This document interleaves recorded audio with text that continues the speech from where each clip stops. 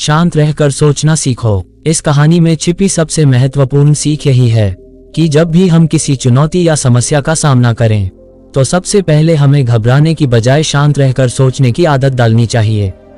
जब भी हमारे सामने कोई बड़ी समस्या आती है, अक्सर हमारा पहला कदम होता है घबराना और उसे जितनी जल्दी हो सके हल करने की कोशिश करना। परंतु यही घबराहट हमें असली समस्या से दूर कर देती है। कहानी के तीसरे व्यक्ति ने ऐसा नहीं किया। उसने शांति से सोचा कि क्या समस्या वास्तव में उतनी जटिल है जितनी उसे दिख रही है, और इसी समझदारी ने उसे विजयी बना दिया। कहानी की महत्वपूर्ण सीख, समस्या की पहचान करना। इस कहानी में सम्राट ने एक पहेली रखी थी जो स्पष्ट तौर पर एक कठिन गणितीय चुनौती लग रही थी, लेकिन असली चुनौती उस पहेली को हल करना नहीं थी, बल्कि यह समझना था कि क्या सच में कोई समस्या है भी या नहीं। समस्या की सही पहचान करना ही उसे सुलझाने का पहला और सबसे महत्वपूर्ण कदम है। अंधाधुंध प्रयास नहीं, सही प्रयास। दोनों अन्य व्यक्तियों ने बिना सोचे समझे किताबों और ज्ञान पर ध्यान दिया, जबकि तीसरे व्यक्ति ने स्थिति का सही मूल्यांकन किया और बिना बेवजह के प्रयास के सही दिशा में कदम बढ़ाया।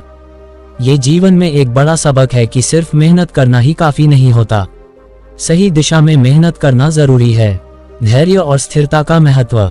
तीसरा व्यक्ति न केवल धैर्यवान था बल्कि उसका मन भी स्थिर था। उसने बिना किसी डर या जल्दबाजी के स्थिति का मूल्यांकन किया और एकदम सही कदम उठाया। ये सिखाता है कि धैर्य और मानसिक शांति ही बड़ी से बड़ी चुनौतियों को सुलझाने में मदद करती हैं। भावनात्मक पहलू। जब भी हम जीवन में किसी कठिन परिस्थिति में फंसते हैं, हमारी पहली प्रतिक्रिया होती है घबराहट या डर। परंतु सच्ची समझदारी यह होती है कि हम अपने डर पर काबू पाकर शांत मन से समस्या का सही समाधान खोजें। जब दिल और दिमाग में शांति हो, तभी हम सही समाधान तक पहुंच सकते हैं।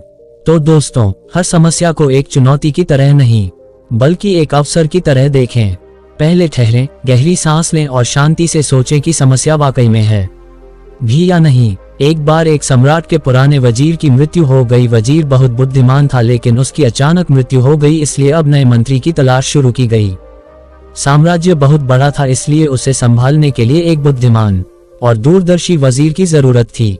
पूरे राज्य में सबसे बुद्धिमान और चतुर व्यक्ति की तलाश शुरू हो गई है। इसके लिए राज्य भर में कई तरह की परीक्षाएं आयोजित की गईं।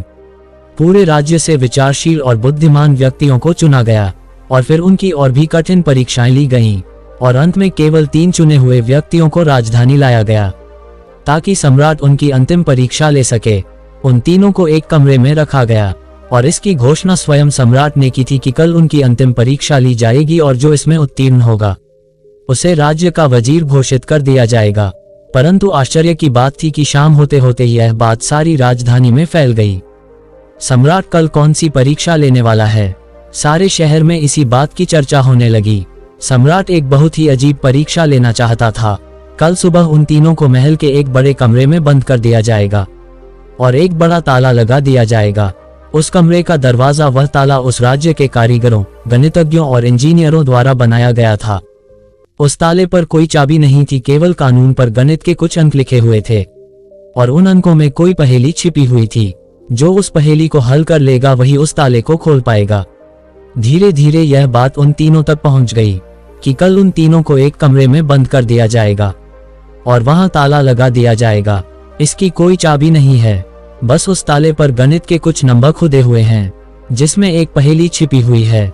उन तीनों में से जो भी उन नंबरों का उपयोग करके पहेली को हल करेगा और सबसे पहले दरवाजा खोलेगा और कमरे से बाहर आ जाओ, उसे वजीर बना दिया जाएगा। ये सुनते ही 3 में से 2 बाजार की ओर भागे और ताले के बारे में जितनी भी गणित की किताबें मिल सकती थीं वे सब ले आए और उनका अध्ययन करने लगे। लेकिन तीसरी सबसे अजीब थी, वह न तो कहीं गया और न ही कोई किताब लाया और अंधेरा होते ही सो गया। बाकी दोनों ने सोचा कि शायद डर के मारे उन्होंने परीक्षा न देने का निर्णय लिया, या हो सकता है उन्हें विश्वास ही न हो कि जो खबर सामने आई है वह सच है। लेकिन फिर भी उन्होंने कोई मौका छोड़ना ठीक नहीं समझा, क्योंकि यह जीवन में एक बार मिलने वाला मौका था।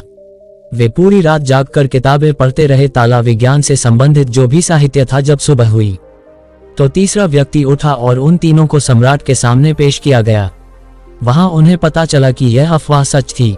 उन तीनों को एक बड़े कमरे के अंदर बंद कर दिया गया था जिसके बाहर ताला लगा हुआ था कुछ गणितीय अंकों के साथ अंकित आप तीनों में से जो भी इन अंकों में छुपी पहेली को सुलझा लेगा वह दरवाजा खोल सकेगा, और जो दरवाजा खोलकर पहले मेरे पास आएगा मैं उसे अपना वजीर बना लूंगा। मैं बाहर आप तीनों का इंतजार करूंगा। इतना कहकर बादशाह चला गया। वे दोनों व्यक्ति जिन्होंने पूरी रात पढ़ाई की थी कुछ किताबें लाए थे। दरवाजा बंद होते ही उसने अपने कपड़ों में छुपी हुई उन किताबों को बाहर निकाला और ताले पर लिखे नंबरों को एक कागज के टुकड़े पर लिखकर उनका हल ढूंढने लगा। लेकिन तीसरे व्यक्ति ने कुछ नहीं किया। उसने अपनी आंखें बंद कर लीं और कमरे के कोने में चुपचाप बैठ गया। उसे बैठा देखकर वे दोनों हंस पड़े और ताना मारते हुए बोले, क्या तुमने हार मान ली? कुछ करो तो कुछ होगा। उन्हें लगा कि उसने हार मान ली है। वह डरा हुआ है और कुछ भी प्रयास नहीं करना चाहता, लेकिन उसके मन में शांति थी, स्थिरता उसकी आंखों में झलक रही थी। वह परेशान नहीं लग रहा था, वह बैठा हुआ था। तभी अचानक उसे कुछ सूझा। वह उठकर दरवाजे के पास आया और धीरे से उसे धक्का दिया और क्या, दरवाजा खुला। वह कमरे से बाहर चला गया, लेकिन दोनों आदमी अपनी किताबों में खोए हुए थे। उन्हें पता ही नहीं चला कि तीसरा कमरे से बाहर चला गया है। उन्हें तब पता चला जब सम्राट तीसरे व्यक्ति के साथ अंदर आए और कहा, अपनी ये किताबें बंद करो, जिसे बाहर जाना था वह तो बाहर जा चुका है। ये देखकर वे दोनों दंग रह गए और पूछा, तुम बाहर कैसे निकले? बादशाह ने कहा कि ताला तो बंद नहीं था, क्योंकि बंद ताले तो खोले जा सकते हैं, लेकिन कैसे? क्या तुम वह ताला खोलोगे जो बंद नहीं किया गया है? यह आदमी आप में से सबसे बुद्धिमान है, क्योंकि इसने बुद्धिमान होने का पहला परिचय दिया है। ताले पर लिखे नंबरों को हल करने से पहले यह पता लगाने की कोशिश करता है कि ताला बंद है या नहीं। एक आदमी वास्तव में होशियार है जो किसी भी समस्या को हल करने से पहले ये जांचता है कि जो वह हल करने जा रहा है वह वास्तव में समस्या है या नहीं। तो यह आदमी हमारे राज्य का सबसे चतुर व्यक्ति है। हम इसे अपना वजीर नियुक्त करते हैं। तो दोस्तों, इस कहानी से यही सीखने वाली बात है कि जब भी हमें लगे कि हमारे सामने कोई बड़ी समस्या है तो घबराकर उस समस्या का समाधान ढूंढने की बजाय हमें शांति से सोचना चाहिए कि जो मैं समझ रहा हूँ वह वास्तव में समस्या है या नहीं, या वास्तविक समस्या कुछ और है जो मैं अभी नहीं देख पा रहा हूँ।